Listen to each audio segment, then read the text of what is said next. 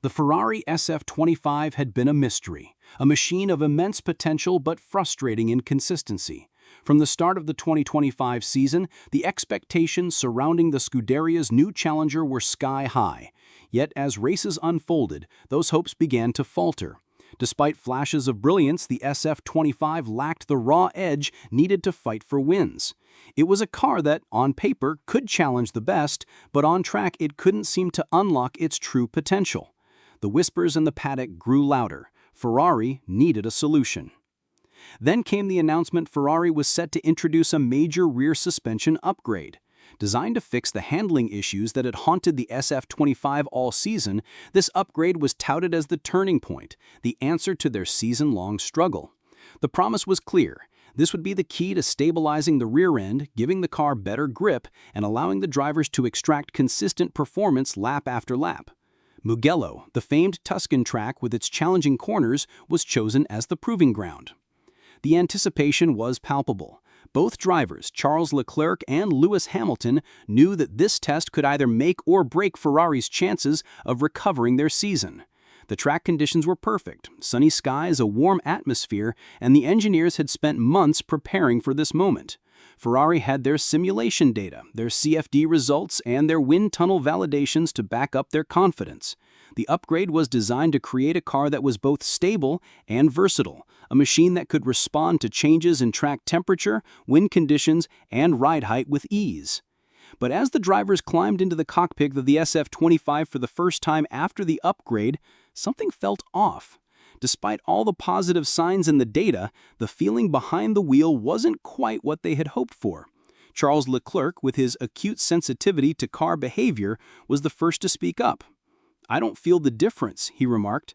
The same issues that had plagued the SF25 before, unpredictable mid-corner balance, snapping rear end, inconsistent tire temperature, were still present. The numbers on the telemetry screens may have told one story, but Leclerc's seat-of-the-pants feedback told another. Something still wasn't right. And then came Hamilton. After running longer stints in the sweltering Mugello heat, the seven-time world champion expressed his own concerns.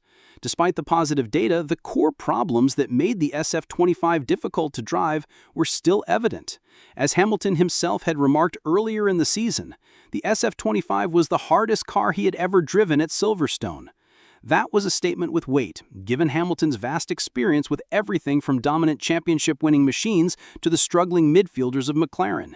If anyone knew how a car should feel, it was him. And when the SF25 still didn't deliver, it was a warning that things went deeper than a mere suspension tweak could fix. So, what went wrong? Or perhaps more accurately, what still hadn't gone right? The issue, as it became clear after the Mugello test, wasn't simply a matter of tuning a few components to perfection. Ferrari had spent months refining the suspension, adjusting the angles of the wishbones, repositioning the suspension arms, and improving the aerodynamic packaging. These changes were designed to give the SF25 a broader operating window, making it more forgiving and stable in various conditions. But the real-world impact didn't match the lofty promises. The problem wasn't a lack of technical understanding. Ferrari's engineers, led by Loic Serra, were meticulous in their approach. They had access to cutting-edge simulation software, wind tunnel data, and CFD projections that painted a promising picture. These modifications should have provided a more predictable rear end, smoother load transitions through corners, and a reduction in snap oversteer. All of these were problems that had dogged Ferrari throughout the season. They were well aware that for a car to be successful, it couldn't just perform in perfect conditions. It needed to handle unpredictable, challenging race scenarios. Yet, as both drivers pointed out, the SF25's behavior hadn't fundamentally changed. Sure, there was some improvement, but it wasn't the seismic shift everyone had hoped for. While Leclerc found the car slightly more stable in certain aspects, he still couldn't trust it fully, particularly in medium-speed corners where the rear end felt twitchy and unpredictable. For Hamilton, the improvements didn't register in a meaningful way. The car still lacked confidence through high-speed corners, and the inconsistent braking response continued to plague him. The SF25 felt like a car that was trying to fight the driver rather than working in harmony with them. In the world of Formula One, performance on paper is important, but feel behind the wheel is everything. For a car to be truly fast, a driver needs to have complete trust in it, to be able to push it to the limit and extract every last ounce of performance. Without that trust, no amount of simulation data can turn the car into a winner. The SF25, despite all the technical tweaks, still lacked that connection. The broader issue, Hamilton pointed out, was the car's fundamental DNA. The suspension tweaks, while important, couldn't solve the deeper, more systemic problems with the SF25. The car's overall balance and handling characteristics, particularly its instability under braking and inconsistent rear end, were issues that no single update could entirely resolve. This wasn't about fine-tuning, it was about changing the very nature of the car itself. And that would take far more than an overhaul of the rear suspension. With the Mugello test now behind them and the pressure mounting, Ferrari faced an agonizing reality. This was their final mechanical upgrade of the season. This rear suspension had to work, and there was no room left for error. Ferrari was already trailing over 100 points behind the championship leader, with no race wins to their name.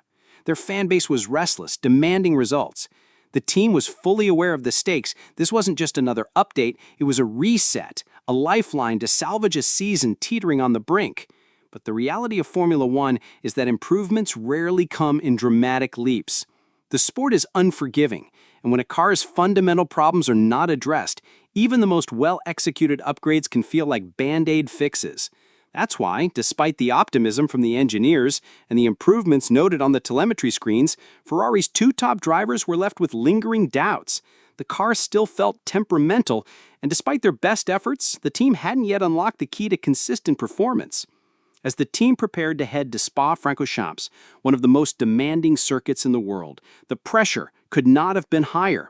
Spa's high-speed straights, brutal braking zones, and ever-changing weather would be the ultimate test of Ferrari's upgrade. If the SF25 could perform well at Spa, if it could provide Leclerc and Hamilton with the confidence they desperately needed, then perhaps Ferrari could turn their season around. But if the same old balance issues persisted, if the car still felt unpredictable and untrustworthy, then the Scuderia would have no choice but to pivot their focus entirely to 2026. In the world of Formula One, confidence is paramount. The drivers need to feel that connection with their car, that sense of control that allows them to push beyond the limits. Until Ferrari can provide that feeling for Leclerc and Hamilton, their technical gains, no matter how impressive, will remain theoretical. What happens at Spa may determine not only Ferrari's 2025 season, but also the future of their development path. Will they find redemption, or will they be forced to confront the reality that the SF25, as it stands, may not be the car that takes them to the top? The story is far from over, and Ferrari's journey toward redemption is just beginning.